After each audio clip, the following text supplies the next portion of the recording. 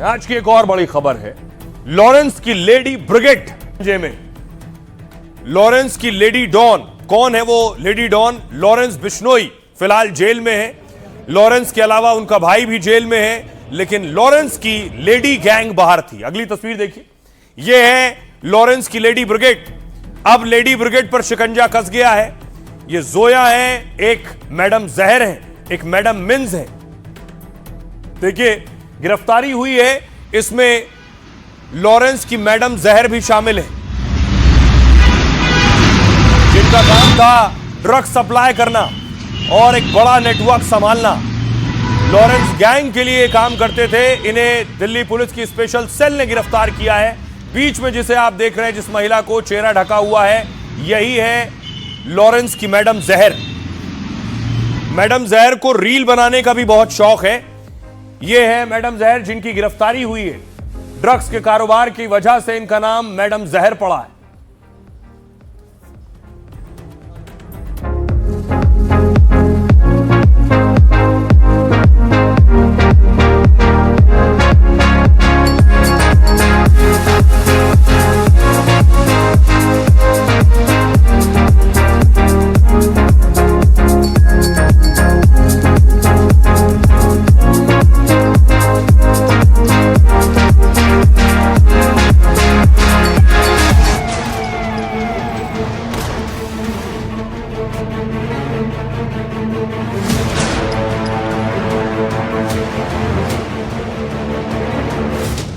जो चला रही थी गैंगस्टर का काला कारोबार, जिसके पास थी हथियार और ड्रग्स सप्लाई की कमान। लॉरेंस गैंग की वो लेडी डॉन पर पुलिस फोर्स का हंटर चला। मैडम जहर की अपराध की दुनिया का भांडाफोड़ हुआ। मेकअप की आड़ में मदहोशी और मारकाट का सामान सप्लाई करने वाली मैडम जहर अब जेल की सलाखों तक जा पहुंची हैं। सफेदपोश काम के पीछे उसके काले कारोबार का खुलासा हो चुका है। लॉरेंस और बॉबी कबूतर की लेडी डॉन अब अपने गुनाहों की सजा भुगतेगी। आइए अब आपको बताऊं, पहली बार यह खुलासा हुआ है कि लॉरेंस की कोई मैडम जहर नाम की भी लेडी ब्रिगेड में है। यह है वो मैडम जहर। दिल्ली पुलिस ने लॉरेंस गैंग के ड्रग्स सिंडिकेट पर बड़ा प्रहार किया है। यहां से बॉबी कबूतर, राजी खान और शाहबाज समेत 4 को दबोचा गया है। इन चारों को भारी मात्रा में ड्रग्स के साथ स्पेशल सेल ने पकड़ा है। पुलिस ने इनमें लॉरेंस गैंग की एक लेडी डॉन को गिरफ्तार किया है। पुलिस के शिकंजे में आई लेडी डॉन खुशनुमा अंसारी उर्फ नेहा है, जिसे अपराध की दुनिया में मैडम जहर के नाम से जाना जाता है, क्योंकि यह कुख्यात लॉरेंस और हाशिम बाबा गैंग की सक्रिय सदस्य है, जो अपने अड्डे को हथियार और ड्रग सप्लाई का ठिकाना बना चुकी थी। वो गैंग के गुर्गों के बीच कम्युनिकेशन लिंक का काम करती थी। फरारी के दौरान अपराधियों को सुरक्षित ठिकाने मुहैया कराती थी। मैडम जहर अकेली नहीं, लॉरेंस गैंग में लेडी डॉन की बड़ी फौज रही। दिल्ली की मैडम जहर से पहले कई नाम सामने आ चुके हैं। ये जोया खान नाम की लेडी डॉन फिलहाल जेल में बंद है, जो दिल्ली के कुख्यात गैंगस्टर हाशिम बाबा की तीसरी पत्नी है। जोया अपने पति के अवैध धंधों और ड्रग्स सिंडिकेट को संभालती थी। दिल्ली पुलिस ने कुछ दिन पहले इसे 1 करोड़ हेरोइन के साथ पकड़ा था। अगला नाम है अनुराधा चौधरी उर्फ मैडम मिन्स, भी काफी पहले से चर्चित रही है। अनुराधा चौधरी दिल्ली के कुख्यात गैंगस्टर काला जठेड़ी की बीवी हैं। काला जठेड़ी पर रंगदारी, अपहरण, हत्या, गैंगस्टर एक्ट के कई केस हैं। उसकी पत्नी मैडम मिन्स पहले गैंगस्टर टिल्लू ताजपुरिया से जुड़ी थी, बाद में काला जठेड़ी से नजदीकियां बढ़ी और दोनों ने शादी कर ली। अब ये सब मिलकर क्या करते थे? ये सब मिलकर न सिर्फ ड्रग्स और हथियार की सप्लाई, बल्कि बॉलीवुड भी इनके निशाने पर था। पिछले कुछ दिनों में आपने देखा होगा, अलग अलग जगहों पर जो फायरिंग हुई है, दहशत पैदा करके पैसों की वसूली करना इसका मकसद था।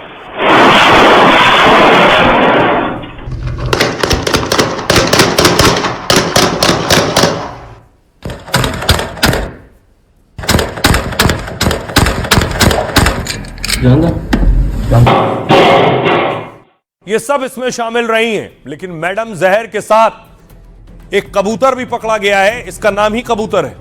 इसे भी दिल्ली पुलिस स्पेशल सेल ने पकड़ा है।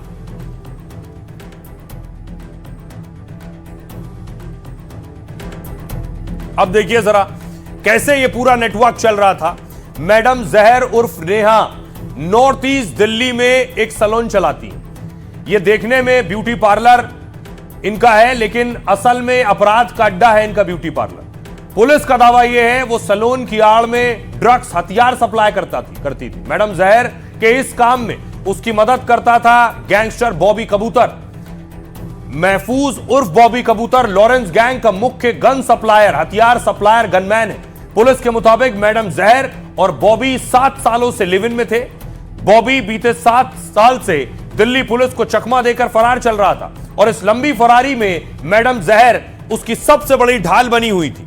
लेकिन दोनों को पुलिस ने उनके 2 और साथियों के साथ दबोचा है, जिससे पुलिस को कई बड़े मर्डर केस की गुत्थियां सुलझती दिख रही हैं। पुलिस जांच में सामने आया है कि मूसेवाला हत्याकांड में भी इनका नाम है। दावा है कि हत्या से पहले बॉबी कबूतर ने ही पंजाब जाकर मूसेवाला की रेकी की। उसने सिंगर के मूवमेंट और रूट की जानकारी हमलावरों तक पहुंचाई थी। इतना ही नहीं, दिशा पाटनी फायरिंग केस में भी बॉबी कबूतर वांटेड था।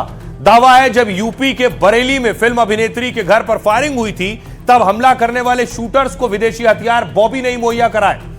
दिल्ली के नादिर शाह हत्याकांड और सीलमपुर डबल मर्डर से भी ये जुड़े हुए हैं। इस्तेमाल हथियारों की सप्लाई भी बॉबी कबूतर और मैडम जहर से जुड़ी है। बॉबी कबूतर का नेटवर्क भारत तक नहीं बल्कि एशिया के कई देशों तक है। वो एशिया के कुख्यात हथियार तस्कर सलीम पिस्टल के संपर्क में था और नेपाल बॉर्डर से गिरफ्तार सलीम के तार पाक की खुफिया एजेंसी आईएसआई से जुड़े थे। सलीम से मिले हथियार बॉबी और मैडम जहर के जरिए लॉरेंस गैंग तक पहुंचते थे।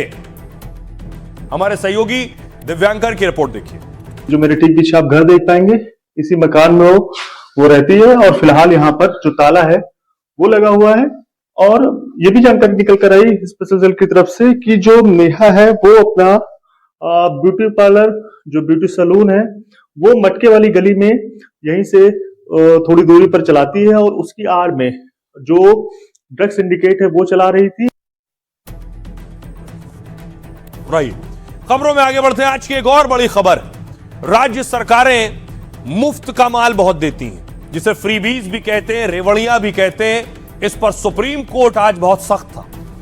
एक तस्वीर आई, लाडली बहन स्कीम के मामले में कांग्रेस ने आज विरोध प्रदर्शन किया है भोपाल में। सरकार के बजट की थाली में क्या है? किसानों को बिजली देने तक की जो, किसानों को बिजली देने तक की जो, थाली में क्या है? सरकार की बजट। कांग्रेस प्रदर्शन कर रही थी कि लाडली बहना के मामले में और ज्यादा पैसा बढ़ाया जाए। अब देखिए सुप्रीम कोर्ट में इस पर क्या हुआ। यह मामला तमिलनाडु से जुड़ा था। सुप्रीम कोर्ट ने फ्रीबीज कल्चर पर सख्त टिप्पणी की। कोर्ट ने कहा अगर सरकार लोगों को फ्री में खाना, फ्री गैस, बिजली देती रहेगी तो वो काम क्यों करेंगे? ऐसे तो काम करने की आदत खत्म हो जाएगी। क्या हम ऐसा ही देश बनाना चाहते हैं? हम भारत में कैसी संस्कृति विकसित कर रहे हैं? सरकार को रोजगार देने पर फोकस करना चाहिए। कोर्ट ने कहा गरीबों की मदद करना समझ में आता है, लेकिन बिना फर्क किए सबको मुफ्त सुविधा ठीक नहीं है। देश के ज्यादातर राज्य राजस्व घाटे में हैं और फिर भी वो मुफ्त की घोषणाएं कर रहे हैं। चुनाव के आसपास स्कीम आखिर क्यों अनाउंस की जाती है? वक्त आ गया है कि सभी पार्टियां, नेता फिर से सोचें। एक बैलेंस होना चाहिए। ऐसा आखिर कब तक चलेगा? लोगों की आर्थिक क्षमता में फर्क करना जरूरी है। सुप्रीम कोर्ट ने टिप्पणियां टीपीडीसीएल की याचिका पर सुनवाई के दौरान की है। कंपनी ने 2024 के विद्युत संशोधन नियमों को चुनौती दी है। अब सोचिए जरा, इस मामले में कोई एक राज्य नहीं है ना, ऐसा नहीं कह सकते कि सिर्फ बीजेपी शासित राज्य में ऐसा होता है।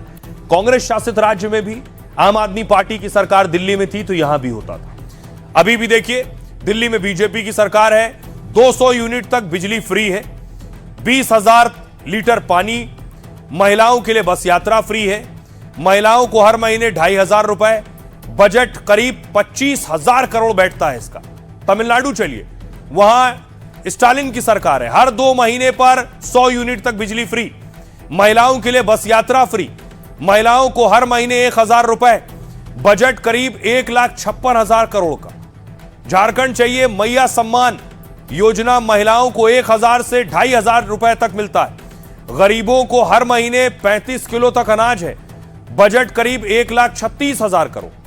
पंजाब का देखिए, हर महीने 300 यूनिट बिजली फ्री, महिलाओं को 1,000 रुपए, बजट करीब 22,000 करोड़ का है। कर्नाटक 200 यूनिट तक बिजली फ्री, महिलाओं को हर महीने 2000 रुपए, बेरोजगार ग्रेजुएट को 3000 रुपए प्रति महीना, बजट करीब 50,000 करोड़। मध्य प्रदेश लाडली बहन योजना, महिलाओं को हर महीने 1500 रुपए मिलते हैं, बजट करीब 24,000 करोड़ का है। तो राज्य कोई भी हो, पार्टी कोई भी हो, सरकार किसी की भी हो, सभी ने ऐसी योजनाएं लागू कर रखी हैं चुनाव लड़ने और जीतने के लिए।